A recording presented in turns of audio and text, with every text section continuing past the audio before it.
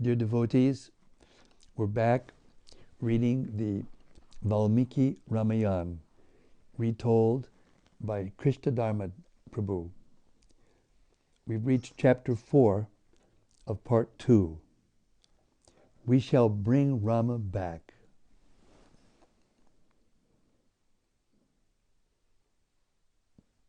The next day, as twilight approached, Vashishta came to Bharat and said, rise up now, O Prince, and shake off this grief. The time has come to perform your father's funeral. Come quickly, O Bharat, for the ceremony is long overdue. Seeing the sage, Bharat fell prostrate at his feet, saying, so be it. After quickly bathing and changing his clothes, he went with Vashishta to the place where his father's body was lying in its tank of oil. Vashishta had Dasharatha's body brought out and laid upon a golden bier, studded with numerous bright jewels. As he gazed at his father, Bharat lamented, O great king, you always knew right from wrong. After sending Rama and Lakshmana into exile, what did you intend to do? How shall I act now, my lord? Alas, I am lost. Where have you gone, dear father, leaving this servant of yours, distressed and forlorn?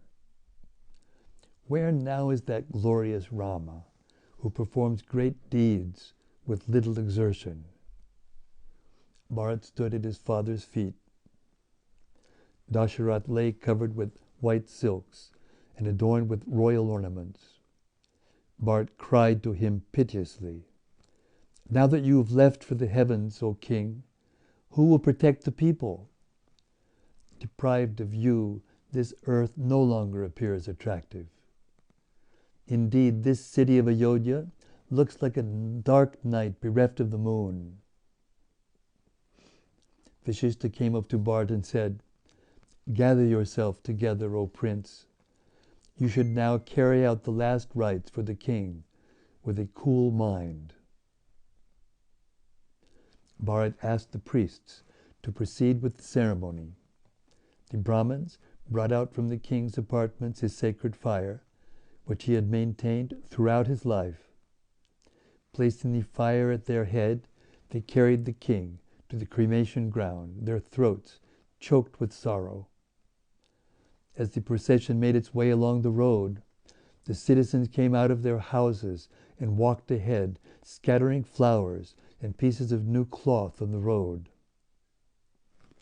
At the cremation ground, on the bank of the Sarayu, the priests prepared a pyre with various types of fragrant woods. They placed Dasharatha upon the pyre and began to chant the sacred hymns of the Samaveda to invoke good fortune. Bharat took a flame from the king's sacrificial fire and lit the pyre. The king's wives, along with the princes and priests, then circumambulated the fire, their hearts burning with grief. The women wailed piteously. Kaushalya and Sumitra fell to the ground, crying like a pair of female cranes. Although they both longed to ascend the pyre and follow their husband, they longed even more to see Rama and Lakshmana return. As the fire died down, all of the king's relatives went to the riverbank and offered palmfuls of that holy water to his departed soul. They then returned to the city and spent the following 10 days grieving, taking little food and lying down upon the bare ground, their eyes filled with tears. On the 11th day, the final obsequial rites were performed on the 12th day, and on the 12th day, Bharat gave to the Brahmins much charity on his father's behalf. On the following day, Bharat and Shatrughna returned to the cremation ground to collect their father's ashes. Upon arriving at the funeral pyre, the two princes saw their father's remains, and they cried out in pain. Remembering again the king's various affectionate gestures toward them, they fell to the ground and rolled about. Shatrughna lamented angrily. A fierce and formidable sea of grief has been unleashed by Mantara. Kaikeyi's boons are its great waves, and her words its fearful alligators. Alas, this violent ocean has swept over us all. Alas, this violent ocean has swept over us all. Where have you gone, dear father, leaving behind poor Bharat, who was yet a tender boy? Shatrughna stood up with his arms outstretched.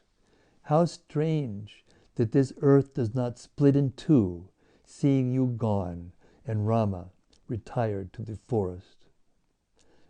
We two brothers shall also go to the woods, for we cannot return to Ayodhya, rendered desolate without our father and brother. All the attendants of Bharat and Shatrughna were distressed to see the prince's agony.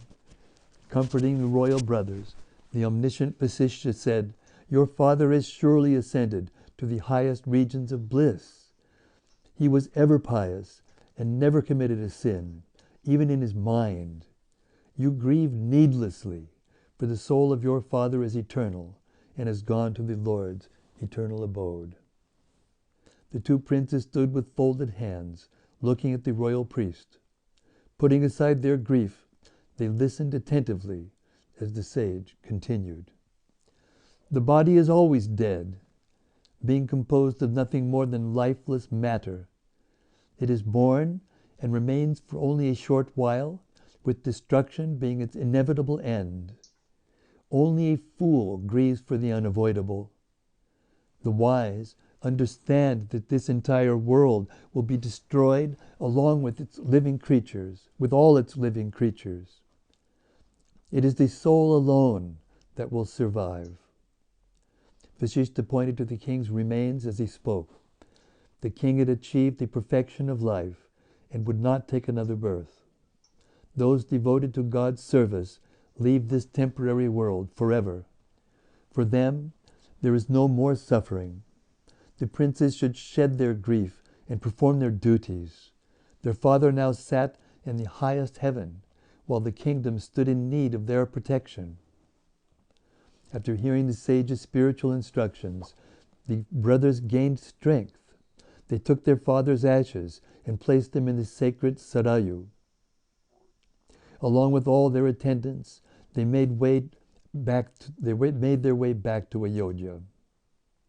As they walked, Shatrughna spoke to Bharat. How strange it is that the mighty Rama stands exiled by the words of a woman. I cannot understand why Lakshman did not forcibly restrain the king, seeing him to be straying from the path of righteousness. Shatrughna was mystified that such an injustice could have taken place. How did Rama allow himself to be sent away, causing his father's death?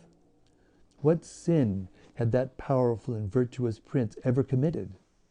Had he been present, Shatrughna would surely have intervened. Kaikeyi and her evil maid would have been checked and severely rebuked for their unforgivable behavior. As Shatrughna thought in this way, they arrived at the king's palace and saw Mantara at the gate. She was wearing costly garments and adorned with jeweled ornaments. Seeing the two princes, she gasped and shrank back.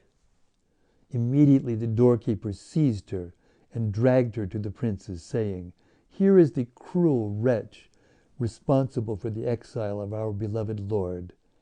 Do with her what you will." Shatrughna became inflamed and took hold of Mantara. Pulling her into the palace, he spoke in front of the many other maidservants who were standing there. "This wicked one shall now reap the fruits of her evil deeds. She has brought acute an unbearable pain to all in this house, as well as to all the citizens of Ayodhya. Watch now as I punish her." Manthara shrieked loudly, being held tightly by Shatrughna. All her female companions ran away in different directions, fearful that the enraged Shatrughna would also turn on them. The prince dragged Manthara violently across the floor, and her ornaments broke and scattered on the blue marble floor like so many stars in the sky. Kaikeyi heard her servants screaming and came quickly to help her. Seeing her, Shatrughna began rebuking her with harsh words. Kaikeyi was pained by Shatrughna's sharp words and ran to Bharat for protection. Bharat moved away from his mother and spoke to the furious Shatrughna. "Even when sinful, women should never be slain. You should therefore forgive this maidservant.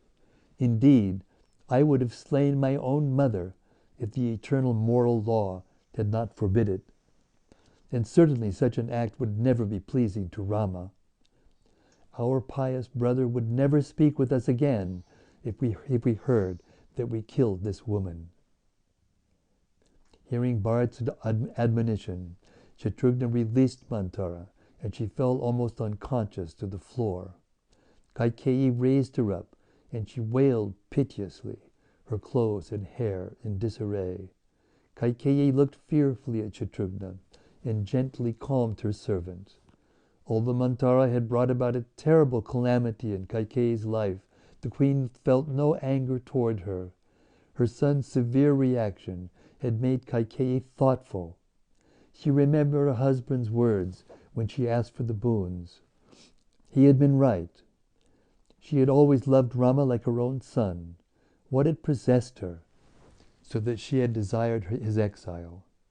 She considered it all the work of all-powerful Providence. Manthara could not be blamed. She was only an instrument in the hands of destiny. Thinking of Rama and feeling she had done him a great injustice, Kaikeyi watched in silence as Bharat and Shatrughna left. On the 14th day, after the funeral, the king's counselors conferred and then spoke with Bharat. Wanting to install him as king, they said, "As your elder brother has gone to the forest, along with Lakshman, there will be no sin in your superseding him and accepting the throne. Therefore, O jewel among men, be consecrated as our ruler and protect us with justice and compassion." The counselors showed Bharat the seat and coronation paraphernalia which had been prepared for Rama's installation. Exactly as Rama had done, however, Bharat walked around the seat in respect and said, "I shall never accept the kingdom," passing over the pious Rama. "All of you know well the rule of our race. The kingship is always conferred upon the eldest brother. Therefore Rama will be the ruler of this earth. Let a large and powerful army be made ready, for we shall go to the forest and bring back Rama." Bharat pointed to the paraphernalia. "Taking all these items, we shall perform Rama's coronation even in the forest. You may then bring him back in honor as the king. I myself shall remain there in his place for 14 years. I shall never allow my mother to realize her wicked ambition." Bharat became enlivened as he contemplated the possibility of bringing Rama home. He felt sure that Rama could be convinced to return when he saw Bharat coming to get him with all the people of Ayodhya. He ordered that expert architects and engineers construct a road to the forest. The work should begin immediately, and they would leave as soon as possible. All the Brahmin counselors applauded Bharat, saying, "Very good, it shall be done." They blessed Bharat, and he felt delighted in mind. His face lit up with joy, and tears flowed from his eyes. Thinking of Rama In his imminent return, everyone found their grief dispelled. Thousands of skilled men were employed in the task of building the road. Absorbed in thoughts of Rama, they worked swiftly, leveling the land to lay out a broad road paved with great slabs of red stone. Wow. The work was carried out as quickly as possible. Wells were dug and large ponds excavated. Trees were planted along the edge of the road to provide shade, and fragrant gardens were laid out at intervals. The great highway was decorated with festoons and sprinkled with scented water mixed with sandalwood paste. Along the way, tent encampments, enclosed by wide moats, were erected for the army. Temples were constructed, and images of Vishnu and the gods were installed and worshipped. In some places, wealthy men had mansions built. In some places, wealthy men had mansions built, and villages grew up around these houses. The road extended from Ayodhya all the way to the Ganges. Strewn with various forest flowers, it appeared like a pathway made by the gods and leading to the heavens. Within less than a month, the road was complete. Bharat summoned Sumantra and ordered him to have the army prepared to leave. In great eagerness, the army chiefs prepared everything for the journey to the forest. Mounting upon his own golden car, drawn by 6 pairs of horses, Bharat set out from the city. He was followed by 9,000 elephants, 60,000 chariots, and 100,000 infantry. All the royal counselors and priests accompanied him, as well as Dasharatha's 3 wives. The procession from Ayodhya consisted of thousands of citizens of all classes. It made its way slowly toward the forest. Merchants set out shops, and artisans and craftsmen of all kinds plied their trade along the road. Thousands of Brahmins, their minds absorbed in meditation, followed the procession on bullock carts, uttering benedictions and prayers. After some days, Bharat arrived near Sringavera, where Rama's friend Guha lived. Halting on the bank of the Ganges, the prince set up camp. Bharat descended from his chariot, along with Shatrughna, and went down to the river bank, where he laid down in prostrated obeisance. Along with his brother and Dasharatha's wives, he offered Ganges water to the king's departed soul. Bhagavan, every time you move, you're moving something that's causing this big noise coming out. It's the microphones coming from the headphones. Guha had seen Bharat's approach and said to his counselors, "This huge army appears like a sea without any shore. I see in the distance a towering banner bearing the emblem of Bharat. Surely he has come here wishing harm to Rama." Guha thought Bharat intended to kill Rama in order to establish his unchallenged right to the kingdom. Seeing the tremendous number of people accompanying Bharat, he felt fearful. "I think this prince will either bind us with chains or kill us, finding us entirely devoted to Rama." Guha continued, "Have our men stand ready with weapons and clothed in mail. The boats should each be filled with 100 warriors and should wait on the other side of the river. Rama is our Lord and Master, and we should do whatever is in our power to assist him." Guha decided to go personally to Bharat and discover his purpose. Taking various sweetmeats and fruits as an offering, he went with his chief ministers towards the prince's tent. As he approached nearby, Sumantra saw him and informed Bharat, "Here comes the Nishada king Guha, accompanied by 1,000 of his men. He is Rama's friend, and he knows well everything about the forest. O noble prince, you should allow him to see you, for he will surely know Rama's whereabouts." Bharat immediately gave orders that Guha should be shown into his tent. He came before Bharat and humbly bowed down, saying, "This kingdom is yours, O Prince. As Rama's friend, you are my friend, and indeed my lord. Be pleased to accept these foodstuffs, and please also stay in my house. Allow my men to entertain your army tonight, and tomorrow you may leave refreshed to accomplish your purpose." Bharat could understand Guha's mind. He was pleased by his reception, and by his devotion to Rama, he spoke gently to the Nishada ruler. "It is a pleasure to meet you, dear friend of my brother. We are satisfied by your kind hospitality." Bharat pointed across the Ganges. "I heard Rama went that way, O king, toward Bharadwaja's hermitage. By which route should we proceed in order to find him, O king? Should we cross this river or go along its bank?" Guha was apprehensive. He looked down as he replied to Bharat, "Seeing your vast army, my mind was filled with fear. I trust that you wish no harm to Rama. If that is the case, then my ferrymen can take you across the river and show you the way." Bharat reassured Guha, "May the time never come when any wickedness toward Rama enters my heart. Do not have any doubts about me, O Guha. I am here to bring back Rama to Ayodhya.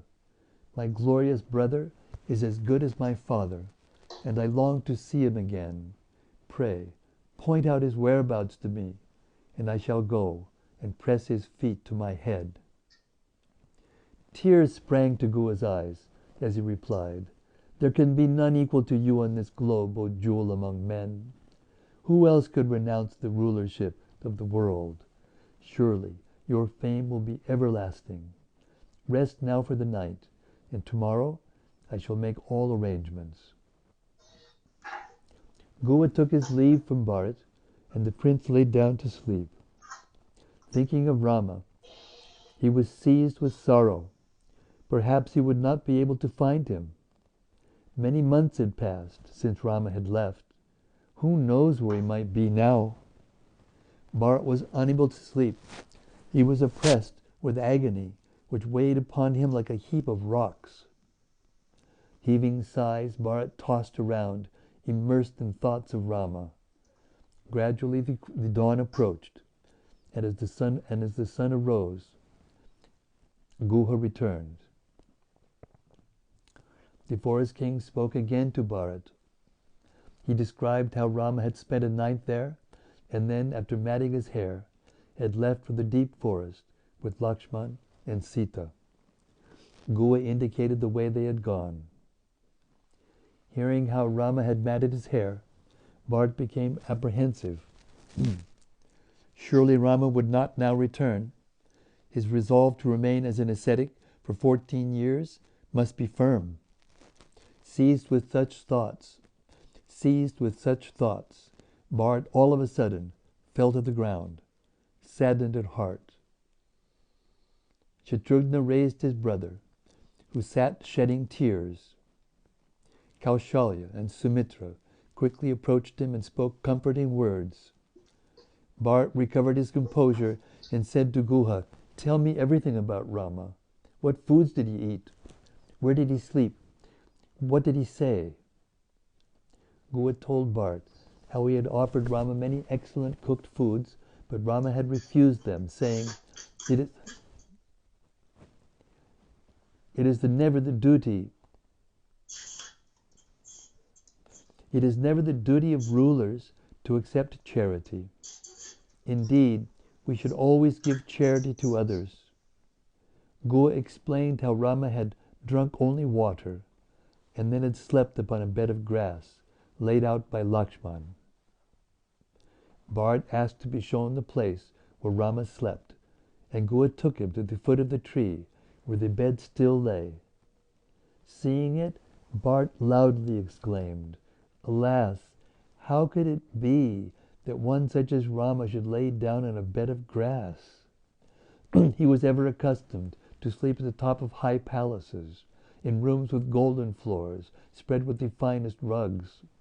Having always been awoken by the sweet strains of music and song, how is it now How is he now roused by the roar of wild beasts?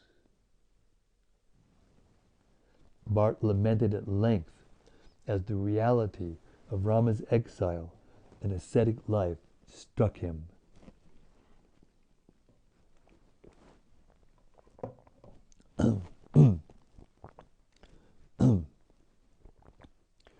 The injustice was insufferable to Bharat, and it was made even more excruciating by the thought that he was the cause. His voice was filled with pain. This is truly incredible. It cannot be real. Surely I am dreaming. See here the strands of gold left by Sita where she lay on these grasses, her delicate limbs pressed to the hard ground. I am ruined indeed, for it is on my account that all of this has happened. Images of Rama and Sita dressed in forest attire, emaciated due to eating only fruits and roots, filled Bharat's mind. Beating his head, he cried out, "From this day I shall wear matted locks and tree bark. I shall lie upon the bare earth to sleep, and shall eat only simple forest fare."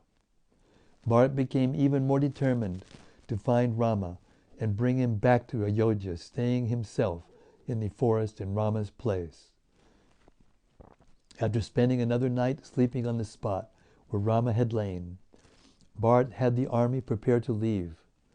Guha brought 500 large boats, equipped with oarsmen and sails. He offered his own personal boat to Bharat and his relatives. Some boats were filled with women, some with horses, and others with chariots. As the boats plied across the river, the elephants swam with the flags on their backs, waving in the breeze. Many of the soldiers also swam, while their equipment was carried in the boats. Late in the afternoon, the whole party assembled again on the other side of the river. Ordering them to camp at that spot, Bharat went with Vasishtha and other Brahmins to look for Bharadwaj's hermitage. Out of deference to the great sage Bharadwaj, whose only wealth was asceticism, Bharat approached him wearing only simple cloth, leaving his armor and weapons behind.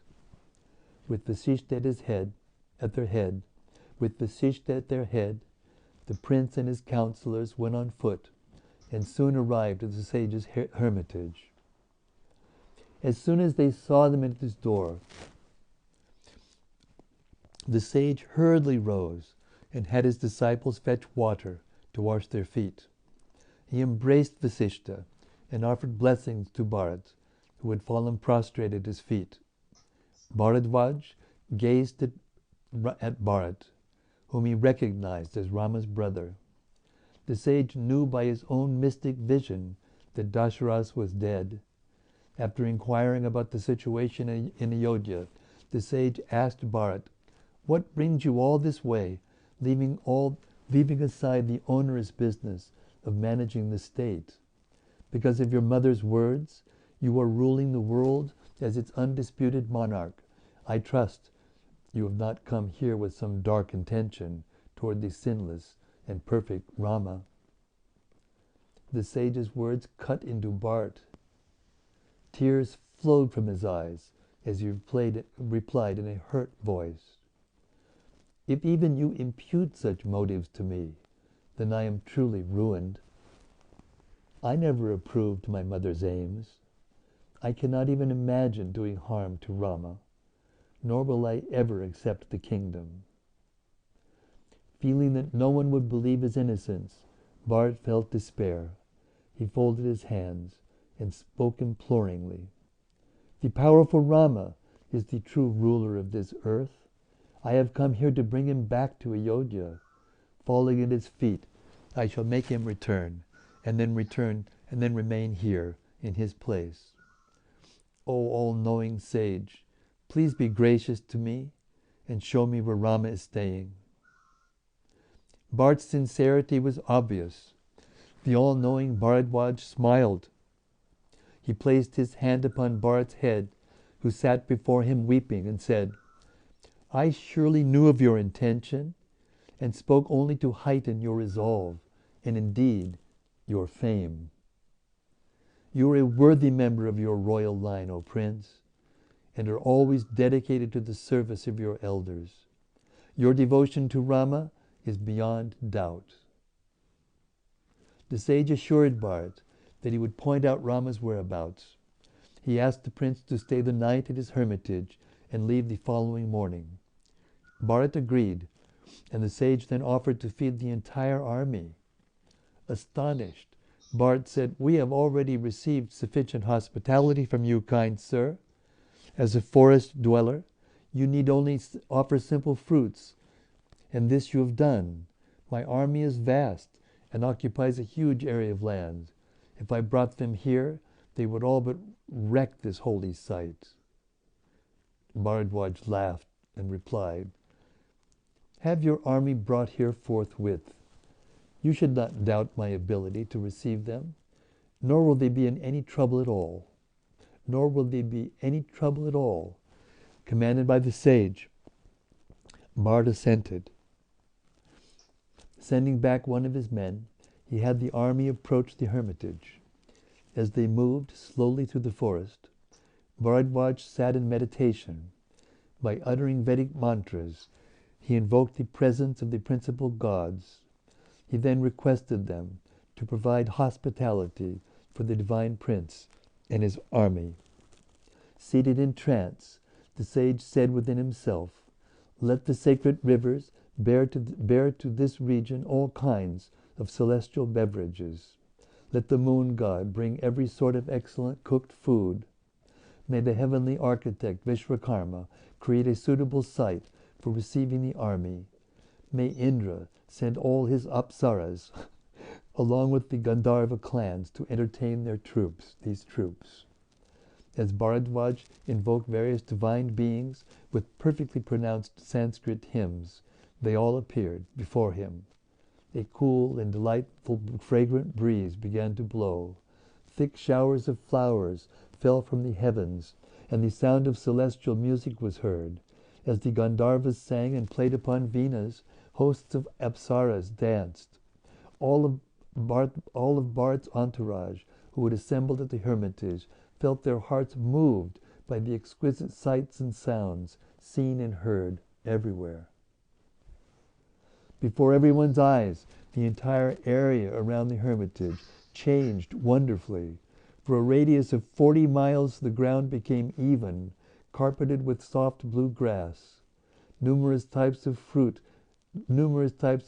trees sprang up, full of ripe fruits.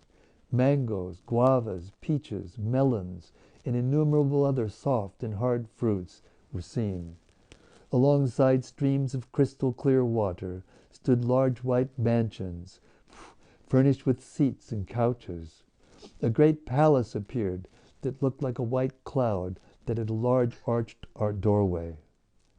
Delicious food and drink were laid out in these spacious buildings.